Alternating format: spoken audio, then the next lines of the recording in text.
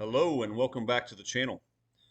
Today I'm going to give you definitive evidence, yet again, that narcissism is a spiritual issue. Matter of fact, narcissism is a spiritual disorder.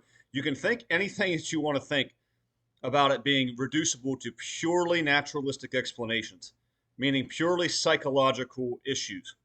It's a psychological disorder. It is a personality disorder, but it stems from a spiritual disorder because one's personality, character, traits is a very comprehensive thing. It is a combination of everything that they are, their environment, how they were raised, their intelligence levels, their experiences, their behaviors. Everything comes together, and that's your personality. And so it is a personality disorder, but chiefly somebody who behaves that cruelly and poorly. You're fundamentally, your nature, your character, your personality is a comprehensive thing, like I said, and it's ultimately spiritual in nature. So I'm going to get into a little bit why this is. But people want to reduce this to, oh, it's just a psychological thing. It's just a environmental thing. I think that's the most popular. Well, Narcissist was just born into a particular situation and they were undervalued or they were overvalued and therefore they became a narcissist. Or they had trauma and abuse and therefore they became a narcissist. Well, I can debunk that instantly. I'm not saying those things don't play a part, but clearly those by themselves don't make a narcissist, because if they did, everybody who's had trauma, everyone who's been abused, anyone who was a golden child, anyone who was underprivileged, undervalidated, all these people would just be instant narcissists, case closed. But they aren't, are they? So there's something else at play, isn't there? I could prove to you in a lot of different ways, and I have on other videos, why it's a spiritual issue. I could talk about the fact that they just live and dwell in chaos. They have no peace in their lives. There's no stability. That is the hallmark. If there is one thing, that's the hallmark of a spiritually disturbed person. Someone who must live in chaos. And it will steal your peace. I could talk about, this is a big one, a huge one, the playbook. How is it that all these individuals, regardless of gender, demographics, time period, any factor at all, why is it that they all do exactly, I mean exactly the same things? That's not just a mental issue. That's not just an issue with upbringing. Hypothetically, people could do all manner of things and behave in all types of different ways depending on their backgrounds and what's happened to them, but they don't. These people literally behave in almost identically the same way every single time. All the things they do to you in that constant cycle of love bomb, devow, hoover. Love bomb, devow, discard, sometimes, a lot of times, hoover. It's this all the time. Boom, boom, boom, boom, boom, boom, boom, boom, boom, boom. And all the things in between. I could talk about those features. But here's what I'm going to talk about right now. No further ado. It's the narcissist's spiritual / energetic connection to you that proves it. Maybe to me, maybe even more than the playbook. Let me tell you what I mean by this. There is no accounting and no explanation for why anyone, how any mere mortal can have an energetic connection to somebody that transcends location, that transcends things that they should even be able to rightly know. And somehow, some way, once you have kind of connected with a narcissist on any level, doesn't even have to be the deepest levels, but if it is, especially, there's some kind of energetic connection that exists that is impossible to describe in any naturalistic way. They know, for instance, even before you really get attached to them, it's like they know who to approach. It's like they know who is deeply vulnerable, and they know when to come into your life, just like the devil did. The devil goes and tempts Jesus after he's been fasting in the wilderness for 40 days, and then he shows up. at Jesus' most human, the human part, vulnerable, desperate. Then he shows up. How does he know how to do that? How does he know that? But then, more to the point, any little time throughout the course of your entanglement with the narcissist, they can literally feel when you are pulling away. You don't have to broadcast it. You do not have to tell them what you're doing. You can be silent. You can be plotting an escape, or you can be getting fed up with this person and just be thinking to yourself, I don't want to do this anymore. Or is there an escape route? Or should I get out of this? And they know it. How do they know it? How do they know it if you didn't tell them and you didn't broadcast your behavior? How do they know that you're finished? And I experienced this especially at the end. But they just happen to know. And this energetic exchange that exists during the relationship is really bizarre. I've experienced this with multiple people, not just the narcissist, multiple people in different capacities. They can somehow, and I'm not, many of you guys will understand this. Drop comments if this happened. They will text you or say something to you seemingly out of nowhere that you were discussing or even thinking to yourself. I'll give you an example. Back when I thought the narcissist was trying to be a person of the light, trying to be a believer, I thought to myself, we really need to do more walks together where we talk about spiritual things and more Bible studies. We really need to amp up the amount of like this we're doing. Get even more serious about it. I kid you not 5 minutes later, the narcissist texts me and says, I've been thinking, and I'm paraphrasing, I don't remember perfectly. I've been thinking, we really need to do more walks and Bible studies. Right hand to God in heaven, that happened. And that's not the only time something like that happened. How do they know? How could anyone possibly know exactly what you're talking about or thinking? See, that happens to me. Maybe it's happened to you. I'm able to sometimes intuit in ways I don't understand what someone else is going to do. I've had times in my life where I'll just be thinking about somebody out of nowhere and I'll get a text from them. It's been 6 months. I'm thinking about them, boom, there it is. Or I've even had weirder things at times where I just have a feeling, hey, this person is going to text me and see if I want to grab dinner tonight. That specific, and they do. There's no explanation for that. That's a spiritual thing, but that's not a spiritual thing in a dark way. See, this door kind of swings both ways. The person of the light gets things fed to them spiritually by the Lord, by the angelic hosts, however you want to look at this, whoever's specifically doing it. We sometimes understand things we shouldn't know. Have you ever just known you should reach out to somebody, just boom, out of nowhere, and you do, and there's something going on in their life and they needed you? I've done it. That is not explainable by some sort of naturalistic explanation. That is heavenly. It works the other way with the narcissist. They know these things they shouldn't know oftentimes.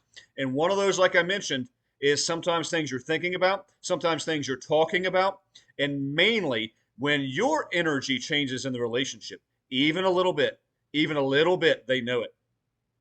And that's usually when you get the breadcrumbs, because they intuit through these spiritual demonic, frankly, forces that are attached to them that help them and guide them in a mission to destroy people of the light. That's what they're trying to do. It guides them and it gives them information they shouldn't know. And it says, this person's pulling away.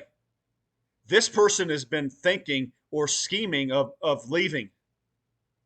Rope them back in. I don't know how else to explain it. They feel the slightest energetic difference in a relationship, and that's when you get those breadcrumbs. That's when you get the future faking all over again. That's when you get, I really think we need to get back to walks and Bible studies. That's when you get that random time when you show up at their house and they're just lovey-dovey, roses and daisies, and everything's beautiful, and they just want to be around you, around you, around you, because they detected the slightest change in your energy, and they know they've got to breadcrumb you back. Guys, I have experienced this at least 3 or 4 times in my life. Some with the narcissist, some in other situations, where I kid you not, this happened at least 3 or 4 times I can think of. When I was finally done with this individual, over them, finished, going my own way, and it's like you could feel it break. You know what I'm talking about, some of you. You can actually almost feel the moment when it's just done. You know you're finished, and you're not bound, you're not trauma bonded, you're not ruminating. You are done.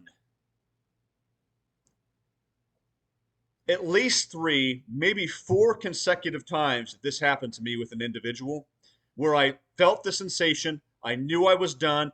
As far as I was concerned, I was never going to contact them again. I was never going to hear from them again. I was on my own way. Text messages deleted, all of that. And I kid you not, the day of or the following day, every single time, over and over, that's when I got a phantom text message from that person. Not in the weeks, month, 2 months, 3 months, but only when I was completely finished inside, internally. And I didn't voice this to anybody. Nobody knew, just me. And like clockwork. And I got to a point where I can expect it. There's a lot of things going on that I can't share with you guys that I do for educational purposes. Not bad stuff, but I mean dealing with narcissistic people to a degree because I want to learn and I can handle it to a degree. I don't go in too deeply because you don't want to do that. Nobody can. But there's something educational about it. And I do still think that there are narcissists who are not reprobates. I know a reprobate narcissist because that was the narcissist. There are other people I've dealt with. I don't believe, at least yet, that they're too far gone. So I might deal a little bit with them for their own well-being, but also to learn. And consecutive times, 3 or 4, I actually think it is 4, when I got to a point where I'm like, I think I'm done. I'm done. I'm going my own way. I'm finished. Like clockwork, here's a message. Once, maybe that's explainable. Twice, little suspicious. 3 times, no. 4 times, come on, guys. That's weird. How did they know? There's not a rational explanation for this. At the end of the relationship with the narcissist, when I would finally reach my wit's end, I was finished. Couldn't do it anymore. I didn't tell her this. I didn't say this to her. I didn't do anything at all to make her think this. I assure you I didn't. But she knew. And that's when I got the bombarding of, I really think you should still come over tomorrow night. I don't think we should spend time apart right now. I think we need to get back to walks and Bible studies. Honey, I don't think we need time apart right now. I hadn't even really talked about time apart. But I thought it, and I felt it, and I was going to do that, and she knew. Guys, drop comments. I'm serious on this one if you've experienced this. And there is no explanation for why they do this. And let me tell you, back to the point I was making a couple minutes ago, they know when to return. They know when you have moved on with your life, or when you are happy again, or good again, or maybe, like not in my case, but some of you, that you've moved on into another relationship. They know. Without even having to spy on you, though they do, without even having to do that, they felt it.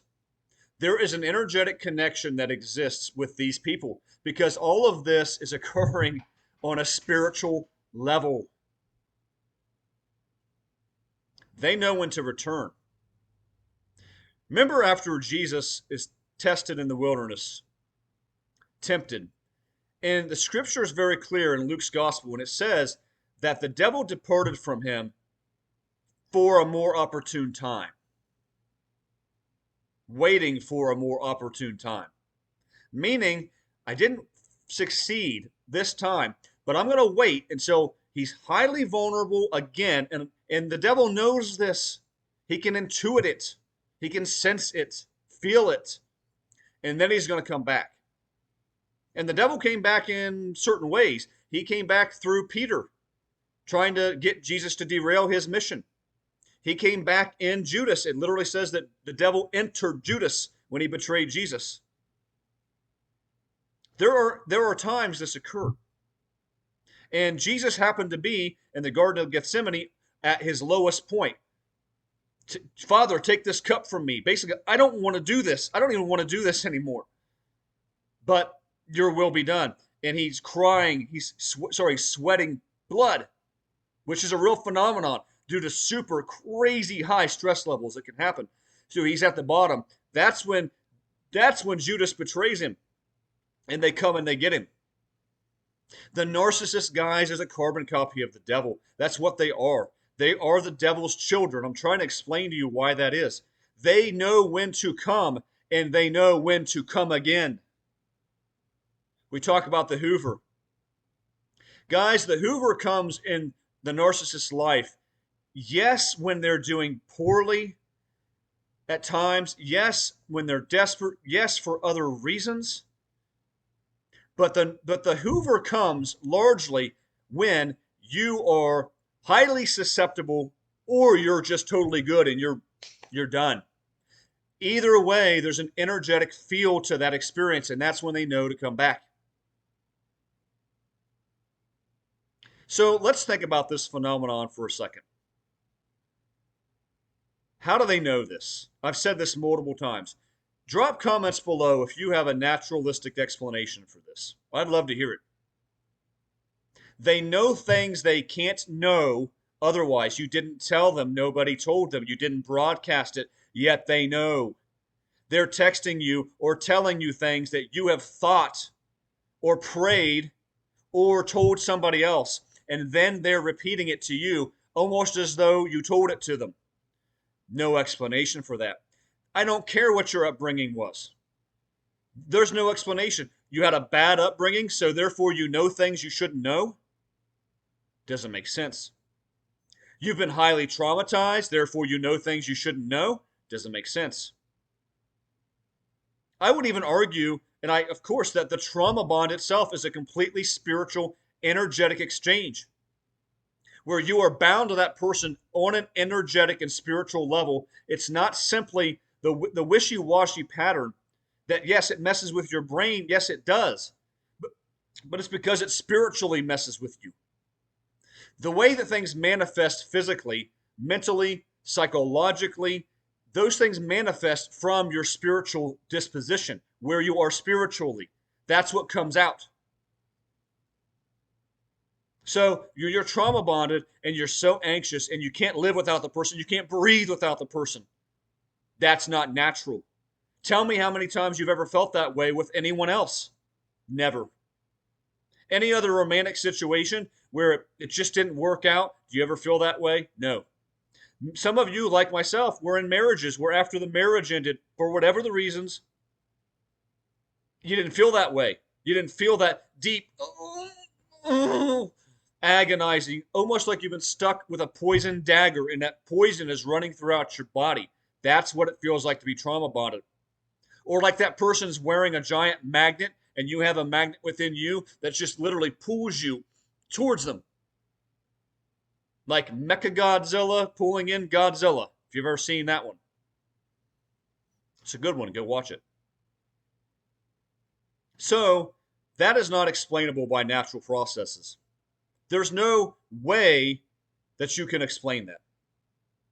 The narcissist knows when to come.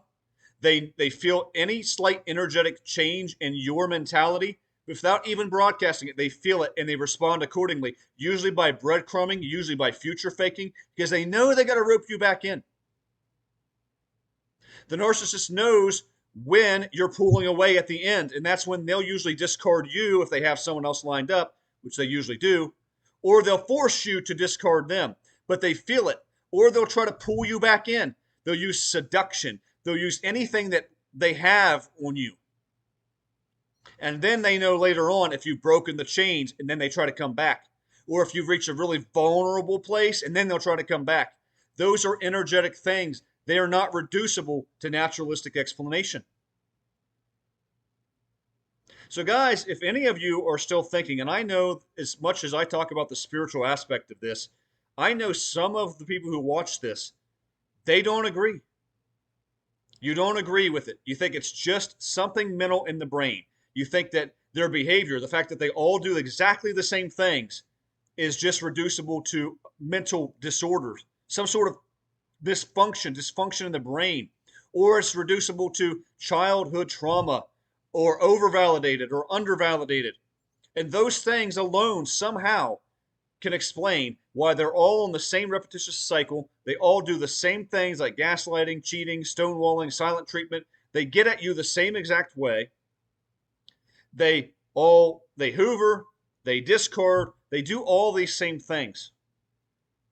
And you think that it can somehow explain the energetic, that's the only word I have for it, exchange that exists. That they know things they shouldn't know, and they come into your life at the opportune time, and they come back at the opportune time. And guys, let me just say this one last thing to emphasize the point. Because many of you I know watching this still think that all of that is reducible to childhood trauma or something of the sort. And I don't get it. I don't know how you're missing this. What I was going to say is, when you have been with a narcissist, let's just say you have blocked them across the board, you're no contact, they cannot reach you, you don't live near them, you don't see them. It's full blackout, okay? And you go on in your life privately to heal, and you get to a point where you have turned that corner and you've healed, at least for the most part. You can almost feel that transition, like walking into a new life. They have no contact with you. They can't see you anywhere on anything. But when you reach that point, here comes that phantom text message from a number you don't know, or an email on an account that they're not blocked, or a note at your house, or a drive-by, or them mysteriously bumping into you somewhere. How do you explain that? How do they know right when it happened? So guys, riddle me that. If you're of the opinion that all this can be explained naturalistically by psychological disorder, by childhood trauma, by whatever you want to say, explain to me how that any of this can be determined by naturalistic causes. Because I'm telling you right now, it can't. Put aside your presuppositions. Put aside the fact that this sounds spooky and spiritual stuff and oh God, and just go with what reality tells you. Because reality tells you that there is something going on here that is beyond the physical. Everything having to do with narcissism at its core is a spiritual issue. And you lived that the entire time. And you're lying to yourself if you don't think it was. So guys, I hope you found this enjoyable. Drop comments below if you did. I'll come at you with another one soon. Till then, God bless.